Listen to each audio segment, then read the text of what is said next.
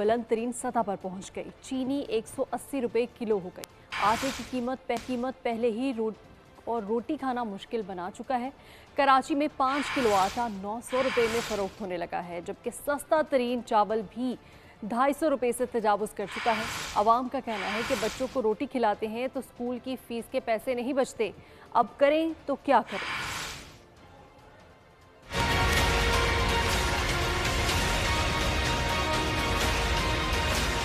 मुल्क में आवाम भूख का शिकार, खाने पीने की अशिया की कीमतें गरीब की पहुंच से बाहर। चीनी की कीमत भी बेलगाम, आटा भी रिकॉर्ड महंगा, चावल भी गरीबों के लिए ममनुआ करार। कोयटा में चीनी की कीमत 180 रुपए किलो तक जा पहुंची। आवाम सस्ती चीनी के लिए मारे मारे फिरने लगे। पहले से भी आप देख ले तो 130-140 रुपए थे, अभी देखे 180 रुपए। तो गरीब आवाम के लिए तो बहुत मुश्किल होगा जब वो खरीदने जाएंगे। 780 रुपये जो है 5 किलो है।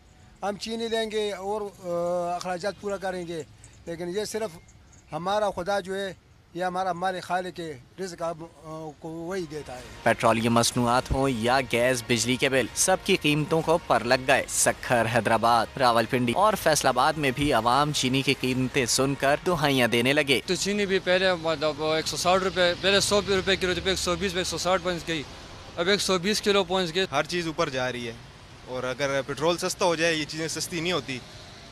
एक दफ़ा महंगी हो जाए तो फिर ट्रांसपोर्ट वाले भी हर चीज़ महंगी कर देते हैं। चीनी भी महंगी हो गई है। शहरियों का कहना है दूध और गोश्त तो बच्चों को पहले ही नहीं खिला रहे, अब आटा चीनी भी कुव्वत खरीद से बाहर निकल गए, जाएं तो जाएं कहाँ।